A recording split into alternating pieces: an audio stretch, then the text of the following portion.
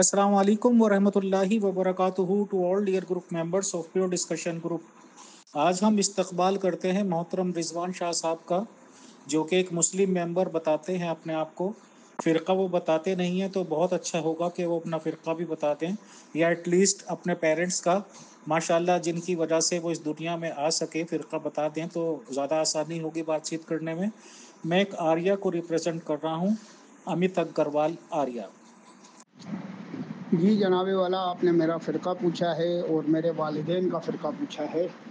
तो मैंने आपको कई मरतबा यहाँ पर कहा है कि हम जो हैं अहले सुन्नत वल जमात से ताल्लुक़ रखते हैं और मेरे वालिदैन भी रखते हैं, और मैं अपने वालिदैन की तालीम और तरबियत से किसी भी फ़िरके की तरफ जो है ना तवज्जो नहीं देता, बल्कि हर फ़िरके की वो बात मानता हूँ जो कुरान और सुन्नत के मुताबिक है, और जो कुरान और सुन्नत के ख़िलाफ़ है तो उसको हम रद्दी की टोकरी में डाल लेते हैं। खैर, हमारा यहाँ पर मौजू फ़िरका बताना नहीं है, हमारा मौजू ये है यहाँ पर कि सत्या प्रकाश की जो इबारत है जो दयानंद सरस्वती साहब ने लिखी है, क्या वो वेद के मुताबिक है या नहीं है। तो मेरे ख्याल से आप इसकी तरफ तवज्जो ज़्यादा दें। मोहतरम रिजवान शाह साहब, क्योंकि आपने एक ही बार में प्लेंटी ऑफ स्कैन्स लगा दिए थे, लातादाद स्कैन्स, तो जाहिर सी बात है कि हम ऐसी चीज़ों का जवाब देना ना तो कोई ज़रूरत समझते हैं, ना ही हम तबलीग करते हैं, ना ही हम अल्टीमेट दीन बताते हैं, ना हम ये बताते हैं कि अल्लाह का दीन है और आखिरी दीन है, और नहीं इसको अपनाओगे तो जो भी कुछ हमारे पास है वो बहस बेकार की हो जाएगी। बहरहाल, आपने इस स्कैन के लिए वीडियोस भी बनाई, काफ़ी प्रचार प्रसार भी किया और लोगों से फैलवाने की अपील भी की, और बहुत से डेड पड़े हुए ग्रुप्स इनको लगा लगा के निहाल हो रहे थे कि चलो रिजवान शाह साहब ने काम तो दिया पेश करने के लिए। तो बहरहाल, आप इसको पढ़ के सुना दें और बताएं कि इसमें सवाल और एतराज़ क्या है। शुक्रिया। अमित अग्रवाल साहब, बिल्कुल इस तहरीर को जो है हम पढ़कर सुना देते हैं, और ये तहरीर मैं कुछ ऑडियो में करूँगा क्योंकि ऑडियो लंबी हो जाएगी। यहाँ पर ब्याहत औरत के बारे में लिखा गया है कि अगर किसी औरत का मर्द जो है धर्म की खातिर किसी दूसरे देश गया हो तो 8 साल तक, और अगर किसी औरत का शोहर जो है किसी देश गया हो धर्म की खातिर, इल्म हासिल करने की खातिर या शोहरत की खातिर, तो 6 साल तक। और किसी औरत का मर्द जो है अगर दौलत हासिल करने के लिए गया है तो उसको जो है 3 साल तक उसका इंतज़ार करना है। उसके बाद उसने नियुक्त करना है, नियुक्त करने के बाद उसने बच्चे पैदा करने हैं, और बच्चे पैदा करने के बाद जो है अगर उसका खामिंद आ जाए वापस, तो उसके खामिंद जब वापस आ जाए तो नियुक्त शुदा औरत जो है जिस मर्द के साथ नियुक्त कर रही है उसको तर्क कर दे। तो अगला मैं सवाल इसी के अंदर करूँगा क्योंकि ऑडियो काफ़ी लंबी हो जाएंगी। और अगला सवाल मेरा ये है इसी इबारत के अंदर कि अगर कोई औरत जो है 11 साल तक जो है लड़कियां ही पैदा करती है, तो उसके मर्द के लिए भी यही कायदा और कानून है कि वो उस औरत को छोड़कर किसी दूसरी औरत से जो है ना नियुक्त कर ले। इसके अंदर मेरा सवाल ये है कि ये दोनों बातें जो हैं वो आपने वेद से साबित करनी है, क्योंकि आर्या समाज का ये दावा है कि वो सिर्फ और सिर्फ वेद की तालीम पर अमल करते हैं और न्यूक शरीफ की तालीमात जो है वेद से ही बताते हैं। तो आप हमें ये दो बातें जो है सबसे पहले वेद से लगाकर बता दें। शुक्रिया। और फिर जो है मेरा इसी के अंदर ये सवाल है कि क्या किसी औरत को लड़की या लड़का पैदा करने का इख्तियार है? क्या वेद जो है बेवा औरत और भांज औरत या जो मर्द जो है वो इस काबिल ना औरत के साथ जो है ना बच्चा पैदा कर सके, सिर्फ उसके नियुक्ति की हुक्म देती है, या मर्द किसी का किसी देश चला जाए या उसकी सिर्फ लड़की पैदा हो तो उसका हुक्म देती है? ये आपने हमें वेद से जो है ना अपने दावे के मुताबिक साबित करना है। आप अभी जो है अपने दावे के मुताबिक इन बातों को जो है ना वेद से साबित करें। शुक्रिया। मोहतरम रिजवान शाह साहब, आपने स्कैन जो लगाया था उसको पढ़ के सुनाया। मोहतरम, आप ये बता दें कि ये कौन सी किताब की इबारत है, कौन सी किताब से लिखी गई है, किसका ये कौल है, कौन ये बात कह रहा है, और क्या उसका दावा ये है कि वो वेद से कह रहा है? बताएं। शुक्रिया। जनाबे वाला, आप इसके ऊपर पढ़ लेना, ये तो सत्या प्रकाश की इबारत है और कौल जो है दयानंद सरस्वती साहब का है। इसके ऊपर वाली इबारत भी बोलो तो लगा दूं, इसके नीचे वाली भी बोलो तो लगा दूं। सफ़ा नंबर 154-55 का ये जो है ना स्कैन है। सत्या प्रकाश की ये बात है, दयानंद सरस्वती साहब ये बता रहे हैं, और ये कोई सवाल उनसे नहीं कर रहा और इसका कोई जवाब नहीं है। सत्या प्रकाश दयानंद सरस्वती साहब लिख रहे हैं, सफ़ा नंबर 155। तो आप मेरे से किताब पूछ रहे हैं, इस किताब के ऊपर वाज़े तो लिखा हुआ है अमित अग्रवाल साहब। दूसरी बात ये है कि आपने ये कहा है कि ये वेद से लिया गया, तो जनाब मन अमित अग्रवाल साहब, वेद की ये तालीम नहीं है तो वेद से कैसे लिया गया? ये तो दयानंद सरस्वती साहब जो है अपनी जना की तालीम को पेश कर रहे हैं। देखें, नाराज मत होना, शेवत की तालीम को पेश कर रहे हैं। वेद जो है सिर्फ भांज औरत, बेवा औरत और जो मर्द जो है बच्चा पैदा करने के काबिल ना हो, सिर्फ उसके नियुक्ति का जो है ना हुक्म देती है। जबकि दयानंद सरस्वती साहब उस औरत के हुक्म दे रहे हैं जिस औरत का शोर जो है वो किसी धर्म की खातिर जो है धर्म की खातिर बाहर दूसरे देश गया हो तो 8 साल तक उसका इंतजार करे, 9वें साल जो है वो नियुक्त करे।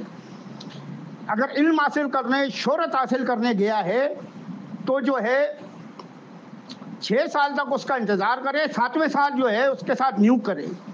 दौलत और शोहरत हासिल करने के लिए अगर किसी दूसरे देश गया तो उसकी औरत 3 साल उसका इंतजार कर रहे, 4थे साल नियुक्त करे और जब उसका खामिल वापस आ जाए तो उसको छोड़ दे। ये तालीम आपने अपने दमों के मुताबिक वेद से हमें साबित करके देनी है। मोहतरम, आपका लहजा बहुत गर्म होता जा रहा है, आपका लेवल तो बढ़ता ही जा रहा है। अभी आपने ना तो मुझे ये दिखाया कि ये स्वामी जी का कौल है, ये आप साबित करें, प्लस ये वैदिक तालीम है या उन्होंने ये कहा है कि वेद की तालीम है, ये साबित करें। ये कौन सी लाइन में लिखा हुआ है ज़रा बता दें।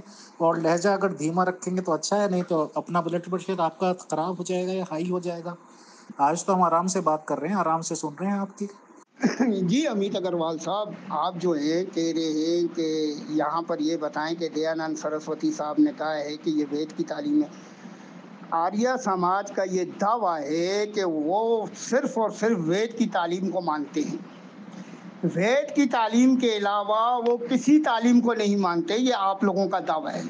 दयानंद सरस्वती साहब का ये कौल है और दयानंद सरस्वती साहब अपनी किताब में लिख रहे हैं और उनसे कोई सवाल नहीं कर रहा। वो खुद ज्ञान दे रहे हैं, वो खुद बता रहे हैं और आपके सामने आपका स्कैन है। अगर आपको कुछ शक है तो आपके पास अगर ये किताब है तो उससे लगा लें। हमारा तो एतराज़ यही है कि जो तालीम वेद के खिलाफ है, आर्य समाज उसको नहीं मानते, तो दयानंद सरस्वती साहब क्यों वेद के खिलाफ काम करते हुए इस जो है इबारत को पेश करते हैं। और जिस औरत का खामिन किसी दूसरे देश गया हो उसको 8 साल, 6 साल, 3 साल तक की इजाज़त है कि उसका रास्ता देखे, उसके बाद नियुक्त करे। जबकि वेद के अंदर बेवा औरत के नियुक्त का हुक्म है, किसी ब्यावत औरत का हुक्म नहीं है। तो देवानंद सरस्वती साहब ये औरत की शेवत को जो है ठंडा करने के लिए ये बयान कर रहे हैं। आप हमसे नाराज ना हो। आपने जो हमने हवाला लगाया, आप कह दें कि सत्या प्रकाश से ये हवाला नहीं है। आप कह दें कि हम जो हवाला लगाते हैं उसके अंदर ये सवाल है और उसका जवाब जो है ना उसके नीचे दिया गया, तो हम इसके बाद वाले स्कैन लगा देते हैं। आप तो आर्डर करें, हुक्म करें हमें। देखें ना अमित अग्रवाल साहब, आप दोबारा उस ऑडियो को जो है रिपीट ना करें, बल्कि जो मैंने कहा है उसका जवाब दें। आप अगर कहते हो कि ये कोई सवाल कर रहा है, इसका जवाब दयानंद सरस्वती साहब ने दिया है, तो मैं 156 नंबर की इबारत लगा देता हूँ सत्या प्रकाश से। या तो आप जो है 156 की इबारत लगा के मुझको लाजवाब कर दें और मुझको झूठा साबित कर दें। हमारा आपका दावा ये है कि आर्य समाज जो है वो ये तालीम देते हैं कि वेद की तालीम के अलावा दूसरी कोई तालीम नहीं मानते। तो ये जो दयानंद सरस्वती साहब तालीम दे रहे हैं, इसको आपने वेद से साबित करना है। या तो मान जाएं कि दयानंद सरस्वती साहब ने वेद के खिलाफ काम करते हुए ये तालीमात दी हैं और ये तालीमात अमित अग्रवाल साहब बिल्कुल काबिल कबूल नहीं करते। जी जनाबे वाला, जिन्होंने ये बात पूछी है और कहा है कि इसका लहजा कैसा है, तो मेरे भाई मैं लियारी का रहने वाला हूँ, मेरा लहजा ऐसे ही है, ठीक है। और दूसरी बात यह कि किताब के अंदर तो लिखा हुआ नहीं है, मगर वेद की तालीम को अगर देखा जाए तो वेद के अंदर भी ये तालीम नहीं है जो दयानंद सरस्वती साहब दे रहे हैं। कि वेद के अंदर कहीं पर भी ये नहीं लिखा हुआ कि अगर किसी औरत का शौहर जो है वो धर्म की खातिर जो है किसी दूसरे देश गया है तो 8 साल उस औरत को चाहिए कि उसका इंतज़ार करे और 9वें साल जो है ना नियुक्त करवा ले। किसी औरत का शौहर जो है किसी दूसरे देश गया है इल्म हासिल करने, शोहरत हासिल करने, तो 6 साल तक उसका इंतज़ार करे, 7वें साल नियुक्त कर ले। और किसी औरत का शौहर जो है दौलत कमाने, शोहरत हासिल करने के लिए किसी दूसरे देश गया है तो उस औरत को चाहिए 3 साल तक इंतज़ार करे और बाद में जो है ना नियुक्त करके बच्चे पैदा करे। और जब उसका खामिंद आ जाए तो अपने खामिंद की तरफ चली जाए, नियुक्त शुदा खामिंद को तर्क कर दे। तो ये तालीमात हमें वेद से बतानी है। हम इस तालीमात को कहते हैं कि वेद के खिलाफ है, शेवत की तालीम है, क्योंकि ब्याहबत औरत, जो ब्याही हुई औरत है, उसके नियुक्त का सवाल ही वेद से पैदा नहीं होता। अगर अमित अग्रवाल साहब साबित कर दें तो हम मान जाएंगे। अली भाई, अगर स्कैन असली नहीं है तो ये अपने पास जो इनके पास किताब है सतिया प्रकाश की, वहाँ से 151 की इबारत लगाकर जो है ना पढ़कर सुना दें। अब इनके अंदर हिम्मत नहीं रही है, क्योंकि हमारा सवाल ये था ही नहीं।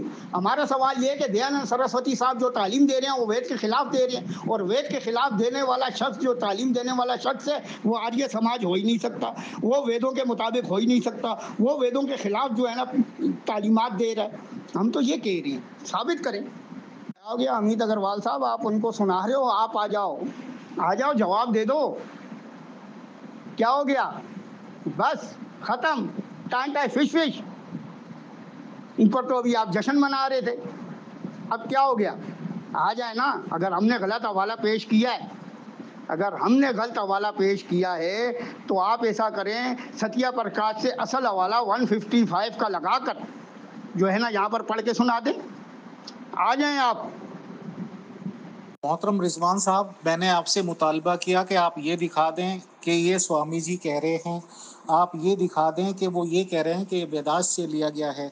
बहरहाल आपने वो तो अभी दिखाया नहीं, उर्दू हमें आती नहीं है, तो उर्दू का जो स्कैन है वो तो हम पढ़ नहीं सकते।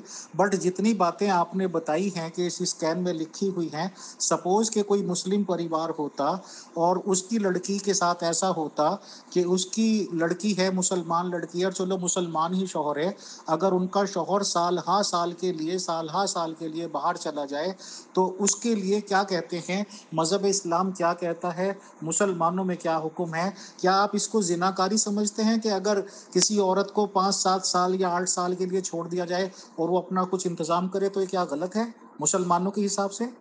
जी जनाबे वाला, इस इबारत के अंदर स्वामी जी ही कह रहे हैं, आपको पढ़ना नहीं आता, आप तो LLB BSc हो, तो वकालत यहाँ पर ना करें। आप खुद पढ़े ना, देखें यहाँ पर दयानंद सरस्वती साहब ही कह रहे हैं, कोई और नहीं कह रहा। हमने तो साबित कर दिया। हाँ, अगर आप ये कहते हो कि इसके ऊपर वाले पेज में सवाल है तो वो मैं लगा सकता हूँ, वो पेज भी लगा सकता हूँ। अगर आप ये कहते हो कि ये सवाल है और इसके बाद जवाब है तो वो पेज भी मैं लगा सकता हूँ। मगर यहाँ पर ये जो बात है दयानंद सरस्वती साहब की है, और दयानंद सरस्वती साहब जो हैं अपनी तालीम को बयान करते हैं और वेद के खिलाफ बयान करते हैं। दयानंद सरस्वती साहब खुद वेद के खिलाफ थे, खुद वेद के मुताबिक नहीं थे, तो बाकी आर्य समाज क्या होंगे? और दूसरी बात ये है कि अमित अग्रवाल साहब यकीन करें, मुझको आज जो है ना आप पर हंसी आ रही है, यकीन करें। मैं कह रहा हूँ कि दयानंद सरस्वती साहब ने जो है वेद के खिलाफ तालीम दी है। आप कहते हो कि दयानंद सरस्वती साहब ने कहा है कि ये वेद के मुताबिक है। ब्याहबत औरत का नियुक्त होता ही नहीं है, तो दयानंद सरस्वती साहब जो यहाँ पर नियुक्त करवा रहे हैं तो वो वेद के मुताबिक है। दयानंद सरस्वती साहब तो खुद वेद के खिलाफ हैं, और तमाम आर्य समाज जो है वो वेद के खिलाफ है। वो वेद से हट कर तालीम देती है, शैवत की तालीम देती है, नियुक्त शरीफ ब्याहबत औरत की तालीम देती है। हम तो ये कह रहे हैं। अमित अग्रवाल साहब, वाह जी वाह, तो ये गल्ला जी जनाबे वाला, इस्लाम में ऐसा कोई हुक्म नहीं है। अगर है तो आप हमें बता दें। हमारी नज़र में कोई ऐसा हुक्म नहीं गुजरा कि किसी का शोर गया हो तो वो जो है ना बच्चे पैदा करे और जब शोर वापस आ जाए तो जिससे बच्चे पैदा किए हैं उसको छोड़ दे और अपने खामन की जो है ना खिदमतदारी में लग जाए। हमें इस्लाम में ऐसा हुक्म नहीं मिला। ये हुक्म तो आप लोगों में है। तो आप लोगों का दावा है कि आप लोग वेद के मुताबिक तालीम जो है ना वेद के अलावा जो वेद के मुताबिक आप लोग तालीम और तरबियत करते हो। तो ये जो हवाला लगाया है ये तो वेद के खिलाफ है। आप इस हवाले पे रहो, इधर उधर बाद में जाना। आप पहले आप अपना जवाब तो दे दो कि दयानंद सरस्वती साहब ने ये जो बात की है ये आखिर दयानंद सरस्वती ने क्यों की है, किस वजह से की है, जबकि वेद इसका हुक्म ही नहीं देती। वेद ही इस बात का हुक्म नहीं देती तो उसका शोर गया या ये गया तो वेद के तो खिलाफ हो गया ना। हाँ, तो आप मान गए हो कि दयानंद सरस्वती साहब जो हैं वो वेद के खिलाफ तालीम का परवान चढ़ा कर गए हैं। आर्य समाज का कोई वेद से ताल्लुक ही नहीं है, इस बात को आप कबूल कर गए और शेवत की तालीम आप दयानंद सरस्वती साहब दे गए।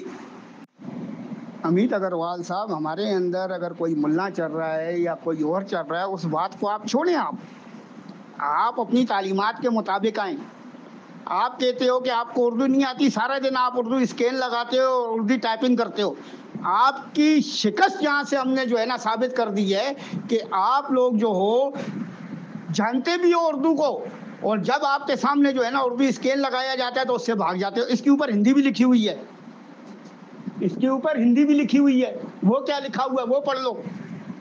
मुसलमान मियाँ बीवी, शौहर बरसों बरस तक विदेश में रह रहा है, विदेश चला गया है और इस बीवी के पीछे से लड़का पैदा हो गया तो ये हराम का नहीं कहलाएगा, उसी शौहर का कहलाएगा। ये मौलाना अशरफ अली थानेदार साहब की किताबें लिखी हुई हैं, स्कैन वगैरह सारा कुछ पेश कर दिया गया है। मुसलमानों जागो, जागो मुसलमानों। अभी देखो अमित अग्रवाल साहब, हमने तो वादे तौर पे कह दिया, मैंने सुन ली है ये ऑडियो। मैंने तो आपको वादे तौर पे कह दिया कि ये हमारे लिए जो है ना कोई हुज्जत ही नहीं रखता। ये कुरान और हदीस से ये बात साबित ही नहीं है। देखें, आपने अगर मेरे से बात कर रही है तो आप कुरान और हदीस लाए ना बीच में, फिर मैं भी जो है ना मनु समंतरी लाऊं और साथ में जो है ना सत्या प्रकाश लाऊं और साथ में जो है ना क्या लाऊं, वेद लाऊं। तो फिर मुकाबला फिर करूं दोबारा वैसे ही। अगर वैसे ही मुकाबला करना है कि आपके लिए तो सिर्फ वेद हुज्जत है और हमारे लिए जिसने जो किताब लिख दी वो हुज्जत है, तो आप कह दो ना सत्या प्रकाश आपके लिए हुज्जत नहीं। मैं तो कहता हूँ मेरे लिए ये हुज्जत है ही नहीं किताब। तो अब आप मुझे ये बताएं कि आपके लिए सत्या प्रकाश जो है हुज्जत है या नहीं है, जरा जल्दी बताएं। जी अमित अग्रवाल साहब, आप क्यों जो है इधर उधर जा रहे हैं? आए ना यार, किधर हैं यार? आप तो बड़ी वेद वेद करते थे, बड़ा आपका दावा था वेद का, वेद से निकल गए, सत्य प्रकाश से निकल गए। या फिर ऐसे हवाले मैं लगाऊं आपकी किताबों से जो मस्तनद किताबें नहीं है, तो फिर वो काबिल कबूल हैं, लगा दूं? बोलो तो लगा दूं, मनु समंतरी से लगा दूं, बर्मा वेद बुरहान से लगा दूं? आप बोलें, हुक्म करें। ऐसे बहुत हवाले मेरे पास भी पड़े हैं, मगर मैं ये हवाले लगाते ही नहीं हूँ, क्योंकि मुझको पता है कि इस वक्त आपको जो चोट लगी है ना वो चोट ऐसी लगी है कि ना आप उस हड्डी को निगल सकते हो ना उगल सकते हो। आप मेरी तरह कह ही नहीं सकते कि हमारे लिए ये हुज्जत ही नहीं है। आप कह दो सत्या प्रकाश आपके लिए हुज्जत नहीं है, हमारे लिए अशरफ अली थानवी साहब हुज्जत नहीं है। आप कह दो दयानंद सरस्वती साहब आपके लिए हुज्जत नहीं है। आर्या मजहब का ही जो है ना डामाडोल हो जाएगा। बोलो, बोलो, हिम्मत करो, क्या हो गया? बस इतनी थी। आप किसी को तो बोलने का मौका ही नहीं दे रहे। ऑडियो पे ऑडियो, ऑडियो पे ऑडियो। आपको कहा था कि स्वामी जी का ये दिखा दो कि उनका कॉल है ये। आपको ये कहा था कि कहीं ये लिखा हुआ है कि वैदिक तालीम है, ये दिखा दो, वो आपने दिखाई नहीं। ऑडियो पे ऑडियो आप किए जा रहे हैं। अब आप लास्ट सवाल है आपसे, उसके बाद कोई सवाल नहीं होगा। जो आपने उर्दू का ये स्कैन लगाया है, उर्दू हमें आती नहीं है, इसमें हिंदी या संस्कृत कुछ लिखी हुई है, ये पढ़ के सुना दें। और अगर ये नहीं पढ़ सकते तो 4 लाइनों के लास्ट में जो कुछ लफ्ज़ लिखा हुआ है, क्या आप वो पढ़ना जानते हैं तो बता दें, अगर नहीं जानते तो भी बता दें। शुक्रिया। अरे अमित अग्रवाल साहब, आप जो है कह रहे हो कि ऑडियो पे ऑडियो, तो आप स्टिकर पे स्टिकर लगाओगे, जवाब नहीं दोगे तो मैं तो ऑडियो ही करूंगा ना। तो मेरे भाई ये दयानंद सरस्वती साहब का कॉल नहीं है, आप क्या कहते हो, ये सवाल है? अभी मैंने आपकी पूरी ऑडियो सुनी नहीं है, ये सवाल है, आप ये कहते हो। मैं तो ये बार-बार कह रहा हूँ कि वेद के अंदर इसका हुक्म नहीं है, जो यहाँ पर लिखा हुआ है। आप ये बताओ कि ये सवाल है या नहीं है? अब आप कहते हो कि इसके ऊपर हिंदी या संस्कृत लिखी हुई है, ये पढ़ के सुना दे, तो ये मनु समंतरी का हवाला लिखा हुआ है ऊपर। उर्दू और हिंदी दोनों लगा देता हूँ, और इसके अंदर कोई ऐसी बात नहीं है। सही है। अब आप ऐसा करें कि जो नीचे आयत लगाई है उसके ऊपर एतराज़ पेश करें, और मेरे एतराज़ का जवाब देकर फिर आप जवाब दें। जब आप मेरे सवाल का जवाब देंगे तो फिर मैं आगे से आपको जवाब दूंगा, क्योंकि आपने मुझे जो ऑडियो भेजी है उसके अंदर आपने ये नहीं कहा कि हम रिजवान शाह से सवाल करेंगे, आपने कहा था हम रिजवान शाह के सवालों का जवाब देंगे। आ जाइए ना आर्य समाज जी, वैदिक जी, आ जाइए ना, बताइए ना जनाबे वाला, ब्याह वक्त जो औरत है उसके न्यूब की इजाजत वेद में है तो बताओ। अस्सलाम वालेकुम वरहमतुल्लाहि वबरकातुहू। इससे पहले कि शोर शराबा शुरू हो, रिजवान शाह साहब की एडमिनशिप ख़त्म कर दी गई है, क्योंकि वो ऑडियो पे ऑडियो करे जा रहे हैं और हमें अपने पॉइंट्स रखने का मौका नहीं दे रहे हैं। हमने, क्योंकि वो रिजवान शाह साहब का दावा यह है कि वो मुसलमान हैं और किसी फ़िरक़े को बिलोंग नहीं करते और अहले सुन्नत वो बताया, तो अहले सुन्नत के बहुत बड़े आलिम फ़ाज़िल अलैहिस्सलातु वस्सलाम मौलाना अशरफ अली थानेदार साहब भी हैं। उनकी किताब से स्कैन लगाया है कि औरत अगर चली भी जाए, औरत नहीं शौहर चला जाए कई साल तक, तो औरत के पास अगर बच्चा हो जाए तो ज़ाहिर सी बात है कि औरत के बच्चा बिना मर्द के तो हो नहीं सकता, तो वो हलाल है, उसी बाप का कहलाएगा। ये भी लगा दिया है, औरत भी लगा दी है। और ये उस बात का सबूत कि सपोज मुसलमान उल्मा क्या कहते हैं इस केस में, पहले मैं वो बता देता हूँ, उसके बाद अपना फाइनल आंसर देता हूँ। शुक्रिया साहब। अस्सलाम वालेकुम वरहमतुल्लाहि वबरकातुहू। सर, एक ही टॉपिक पे दो सवाल हैं। दो हस्बैंड वाइफ हैं, मतलब मियाँ बीवी हैं, बाकायदा शरई तौर पर। अगर हस्बैंड कहीं चला जाता है और सालों तक वापस नहीं आता, और उसके लिए वो कोई गुजर बसर का इंतज़ाम भी करके नहीं गया अपनी बीवी के लिए, तो उसकी बीवी के लिए क्या हुक्म है? नंबर 2, कितने टाइम तक बीवी अलग इंतज़ार करे? 1 साल, 2 साल, 3 साल, 4 साल, 5 साल, 6 साल, मतलब 6, 7, 8 कुछ भी लगा लीजिए, और वो क्या फ़ैसला करे? अपने आप ही सुना है मैंने, कोई मुद्दत ऐसी है कि निकाह अपने आप ही टूट जाता है सर। कितने टाइम बाद अगर हस्बैंड नहीं आ रहा या उससे मुलाकात नहीं हो रही है, भले ही पता भी हो कि वो दुनिया के किस कोने में है, तो इस रिगार्डिंग जो मज़हब इस्लाम के शरीयत के तौर पे जो भी हिसाब हो वो बता दीजिएगा। बहुत शुक्रिया, और जितनी जल्दी हो सके मुझे सर ग्रुप में लगाना है। अस्सलाम वालेकुम वरहमतुल्लाह। सवाल ये है कि एक बंदा मफ़कूदुल ख़बर हो जाता है। मफ़कूदुल ख़बर का मतलब है कि उसका कोई अता पता नहीं मालूम, ज़िंदा है या मुर्दा है। तो ऐसे शख्स की औरत के लिए, पत्नी या बीवी के लिए क्या हुक्म होगा? शरई तौर पर तो हुक्म ये है कि जो इमाम उमर बिन ख़त्ताब रज़ी अल्लाह तआला अन्हु ने फ़ैसला किया, ऐसे बंदे की बीवी जो है वो 4 साल तक अपने खामन का इंतज़ार करेगी, और अगर 4 साल पूरे होने पर कोई उसका अता पता मालूम नहीं होता, तो ये औरत अदालत जाकर अपने खामन की गुमशुदगी का केस करेगी, और अदालत इस मामले को देखेगी, और अदालत जब अपनी कोशिश के बाद ये समझेगी कि ये बंदा या मर चुका या कहीं गायब हो चुका है, तो अदालत ऐसे शख्स के मरने का हुक्म लगाएगी कि ये बंदा मर गया होगा। और जब मजाज अदालत का जज ये फैसला कर देगा, तो फिर ये औरत बेवा तस्वुर की जाएगी, और उसके बाद वो 4 माह 10 दिन इद्दत गुजारेगी, और उसके बाद वो शादी कर लेगी। और अगर उसका गुमशुदा खामंद आ गया, तो जो बाद में उसने निकाह किया होगा वो निकाह डिसमिस हो जाएगा, इल्ला ये कि पहला खामंद उसे अपने पास रखने के लिए तैयार ना हो। और अगर औरत अदालत नहीं जाती और ज़िंदगी भर अपने खामन के इंतज़ार करती है, तो फिर वो उसकी बीवी होगी और उसी के निकाह में रहेगी। और इसी में सवाल है कि अगर खामन नहीं आ रहा, तो क्या अपने आप से निकाह ख़त्म हो जाता है? अपने आप से निकाह कभी भी ख़त्म नहीं होता। मियाँ बीवी अगर बरसों एक दूसरे से दूर रहते हैं और खामन का पता हो या ना हो तो अपने आप में निकाह नहीं टूटता।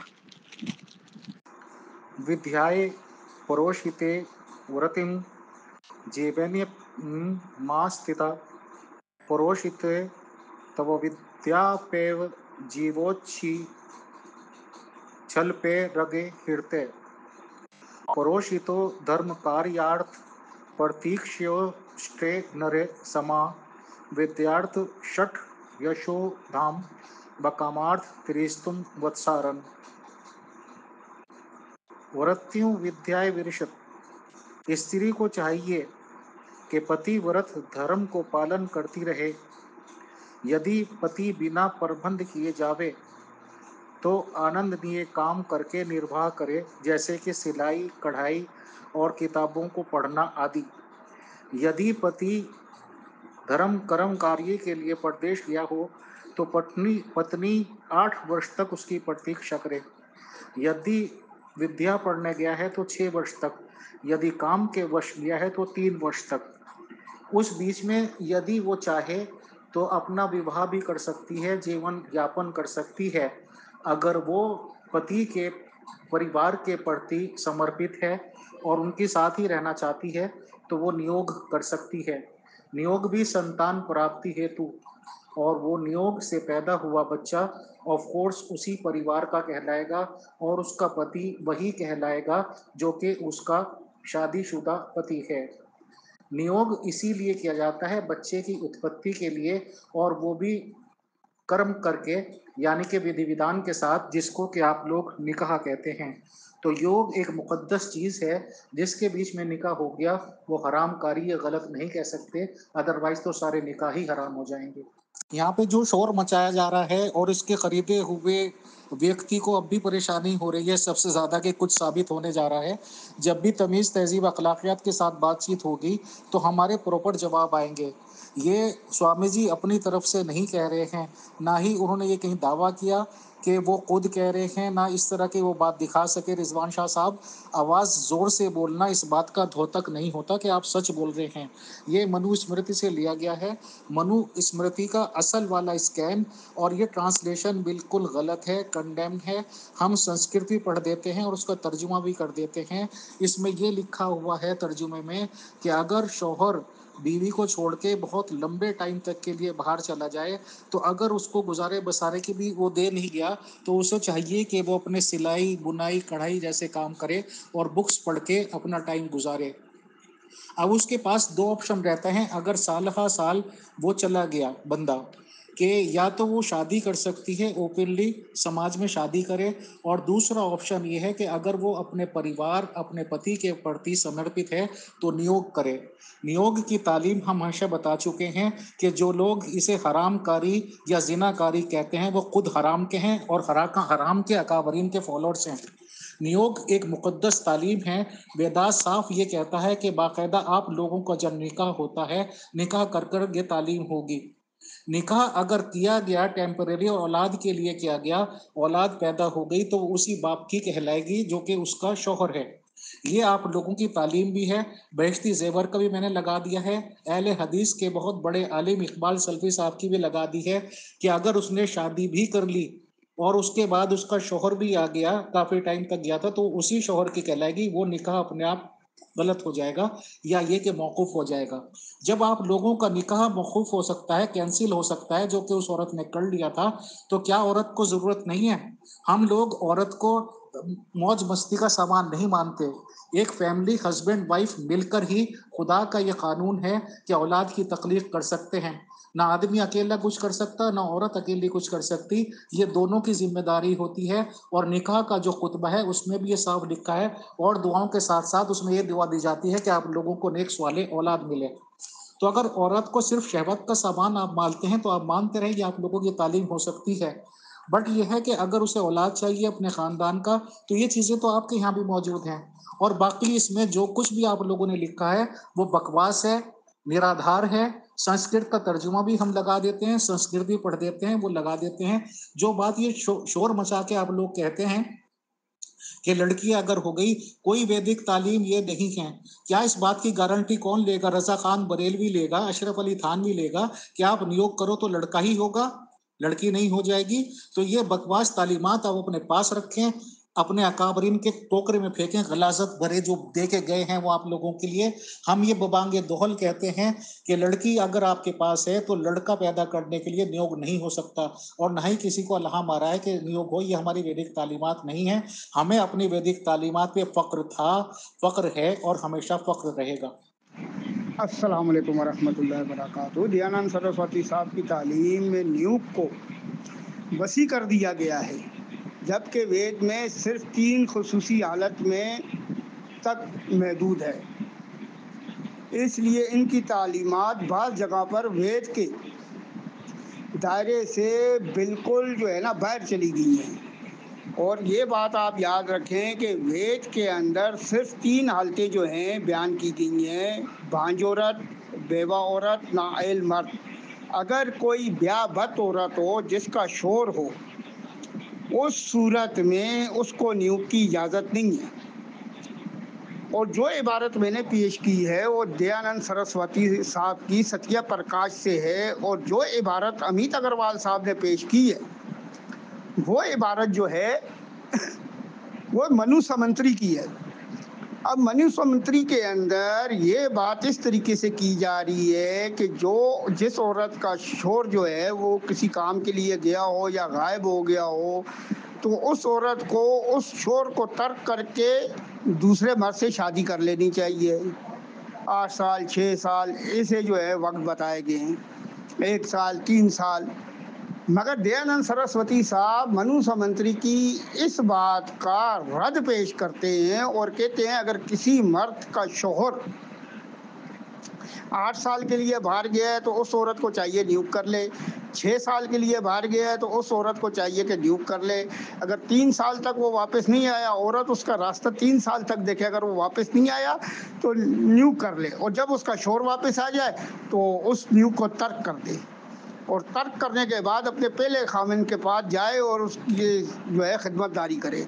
अब बात यह है कि वेद सिर्फ 3 हालतों की जो है ना बयान करती है, और अमित अग्रवाल साहब और दयानंद सरस्वती साहब इस नियोग को इतना वसी कर दिया है कि ब्याहबत औरत को भी नियोग करने की इजाज़त दे दी गई है। यानी कि 100% 100% ये बात वेद के खिलाफ है। और दयानंद सरस्वती साहब तमाम आर्य समाज के गले की हड्डी ये इबारत बन गई है, ना इसको उगल सकते ना निगल सकते। ये साफ और सीधी बात है कि जितने भी आर्य समाज हैं वो तमाम के तमाम वेदों के खिलाफ हैं, और दावा उनका ये कि सिर्फ हम वेद को मानते हैं, जबकि वो वेद के भी इनकारी हैं और दयानंद सरस्वती साहब की तालीमात भी वेद के खिलाफ हैं। शुक्रिया। तो पूछी तो हमारे पास तो पूरा एक निज़ाम है ना कि वो औरत खुला लेगी या तो अदालत जो है उसको उसका शोर जो है क्या करे, शोर को वफाशुदा मानेगा। तो अब मेरा सवाल ये है कि सेल्फी साहब से ज़रा जाके ये पूछें, जो मर्द उसके साथ हम बिस्तर होगा और उसकी जो औलाद होगी वो पहले शोर की होगी या दूसरे शोर की होगी, ज़रा ये भी नतीजा ख़ास करें। हम में ऐसी कोई तालीम नहीं है, हम में एक ज़ाब्ता और एक कानून है। और दूसरी बात यह है कि आपने मनु समंतरी का जो है हवाला लगाया, उसका एतराज़ का जवाब दे रहे हैं, उस एतराज़ का जवाब दे रहे हैं कि औरत को दूसरी शादी नहीं करनी चाहिए, बल्कि ऐसी औरत से नियोग करके, ब्याहबती औरत से नियोग करके बच्चे पैदा कर सकते हैं। इसके बाद का हवाला भी लें, पूरी किताब हमसे लें। रहमतुल्लाहि व बरकातहू। उस्ताद मोहतरम, इसके साथ बात हो रही थी नियोग पर, सत्या प्रकाश सफ़ा नंबर 155 पे, जिसके जवाब में उसने आपकी ऑडियो लगाई है और कहा है कि मुसलमानों में भी ये चीज़ राइज है कि अगर किसी का पति, ये उसी की ज़ुबान में बोल रहा हूँ, 7-8 साल के लिए चला गया है और वापस नहीं आया, तो उस औरत को चाहिए कि दूसरे शोर से नियोग करवा ले। और जो बच्चा पैदा होगा, ये सत्या प्रकाश में जो बच्चा पैदा होगा वो पहले खामिन का होगा। तो हमारा एतराज़ ये था कि वेद से इस तालीम को आपने साबित करना है कि दयानंद सरस्वती साहब न्यूक जो न्यूक बता रहे हैं यहाँ पर, वो न्यूक जो है वेद में हो, क्योंकि वेद के अंदर 3 हालतों के अंदर न्यूक का बताया गया है। पहली हालत औरत जो है बांझ हो, दूसरी हालत औरत बेवा हो, और तीसरी हालत ये है कि अगर मर्द इस काबिल ना हो कि बच्चा पैदा कर सके तो औरत जो है अपने ख़ानदान और अपने शौहर की वसीयत के लिए न्यूक करवा के बच्चा पैदा करे, जिसमें जो बच्चा पैदा होगा वो न्यूक शुदा खामिन से नहीं होगा, बल्कि अपने पहले खामिन से होगा जो उसका खामिन है। और न्यूक शुदा खामिन से उसकी वरासत नहीं होगी, बल्कि पहले खामिन से जो है ना उसको विरसा मिलेगा। तो उसके जवाब में आपकी यारियों लगाई हैं उन्होंने, और कहा है कि इस्लाम के अंदर भी ये चीज़ राइज है। तो मेहरबानी करके इसका मुस्तकिल जो है ना जवाब दे दें आप। शुक्रिया, मेहरबानी। आपने मेरे पास वॉइसें भेजी हैं और ये अमीर फैसल साहब की वॉइसें हैं और उस पर मेरे जवाबात हैं। ये जो आपने एक वॉइस भेजी है और इसमें ये बंदा सवाल कर रहा है कि औरत जब दूसरा निकाह कर लेगी तो वो जो औलाद पैदा होगी वो किसकी होगी। तो ये बात तो अमीर फैसल साहब ने भी अपनी वॉइस में बता दी और मैं उनकी तायीद करता हूँ कि भाई वो औरत अब जिसके निकाह में है औलाद उसी मर्द की होगी। बाकी जो अमीर फैसल साहब की वॉइस है वो तो दुरुस्त है। और भाई साहब जो दीगर दूसरे बात कर रहे हैं ना कि न्यूग के हवाले से किसी किताब का कह रहे हैं कि उसमें लिखा हुआ है, तो हिंदू मज़हब की किताबों का मुझे इल्म नहीं, जो कुरान पाक और शरीयत के में बात थी वो मैंने बता दी थी। अच्छा जी, आपने कहा कि सत्य प्रकाश में लिखा हुआ है औरत न्यूग करवा ले। अब ये तो मैं अमीर फैसल साहब से पूछता हूँ कि ये न्यूग की तारीफ क्या है ना। बहरहाल अब सवाल है कि औरत न्यूग करवा ले और बच्चा पहले खामन का होगा। जवाब है कि बिल्कुल भी नहीं। वो जो मैंने प्रोसेस बताया वो प्रोसेस होगा। औरत उसी का होगा, बच्चा उसी का होगा जो उस वक़्त उस औरत का खामद है। बच्चा जिसका नुत्फ़ा है ना वो उसी का ही होगा। एक औरत है, उसका खामद मफकूदुल ख़बर था, उसने वो प्रोसेस पूरा किया, शादी कर ली। अब जो बच्चा पैदा होगा वो उसी का होगा जो इस वक़्त औरत का खामद है। अभी आपने जो बात कही कि मिसाल के तौर पर खामद जो है वो भांज है, औरत को बच्चा नहीं होता और औरत न्यूग करवा ले, इसे तो किराए की माँ कहा गया है। वो क्या कहते हैं इसको हिंदी या उर्दू के अंदर, एक अच्छा भला नाम है इसका। बहरहाल वो जो किराए की माँ वाला मामला है तो वो तो हराम पर मबनी है। नबी करीम अलैहिस्सलाम ने हमें ये तालीम दी है कि किसी और की खेती को पानी नहीं पिलाना। औरत किसी और के निकाह में है तो वो किसी और का उसे इस्तेमाल करना तो हराम है। हाँ, ये ज़रूर है कि एक औरत किसी के निकाह में है और वो जिना करती है और बच्चा पैदा होता है तो बच्चा जो है वो साहिब बिस्तर का होगा। अल वालदु लिल फिर। मोहतरम, अस्सलाम वालेकुम रहमतुल्लाहि व बरकातहू। असल में बात यह है कि न्यूक किसको कहते हैं। मैं मिसाल के तौर पे अमित अग्रवाल के नाम लेता हूँ। अमित अग्रवाल है, उसकी बीवी के जो है लड़का या लड़की पैदा नहीं होते, तो वो अपनी इजाज़त देता है अपने निकाह में रखते हुए, अपनी यानी कि विवाह में रखते हुए उस अपनी बीवी को इजाज़त देता है कि इस मर्द के साथ तुम हम बिस्तर हो जाओ, और इससे जो लड़का होगा वो जो है, या लड़की होगी या लड़का होगा, XYZ कोई भी है, तो वो जो है अमित अग्रवाल का होगा, ना कि जिसने हम बस बिस्तरी की है उसका होगा। यानी कि ख़ुद इजाज़त देकर अपनी बीवी से न्यूक करवाना। न्यूक के ये मायने हो गए, यानी कि अगर कोई औरत है उसको अगर बच्चा नहीं होता तो मर्द की इजाज़त से वो किसी दूसरे मर्द के साथ हम बिस्तर होकर लड़का या लड़की पैदा करे, और वो लड़का और लड़की जो है उस न्यूक शुदा के नहीं होंगे बल्कि पहले खामिन के होंगे। वरहमतुल्लाह। आपने कहा कि न्यूग ये है कि एक बंदे की औलाद नहीं हो रही, वो अपनी बीवी को किसी और के इस्तेमाल में दे देता है। मतलब उस शादीशुदा औरत से कोई और बंदा मुंह मुकाला करता है, हम बिस्तरी करता है और बच्चा पैदा होगा तो वो अमित अग्रवाल का होगा। ये इसे कहते हैं किराए की माँ। या इसे कहते हैं सरोगेसी वगैरह। तो इस्लाम तो इसकी हरगिज़ इजाज़त नहीं देता। ये काम सरासर जिना पर, बदफेली पर, हराम पर मबनी है। अगर ये न्यूग है तो ये तो खुल्लम खुल्ला बदकारी, बेहयाई, फहाशी, उरियानी और जो है वो बदकारी के सिवा कुछ भी नहीं है। भाग भाग रे भाग फिरंगी, झांसी की रानी आई है, भाल तिलक और हाथ खड़क, दुर्गा है काली माई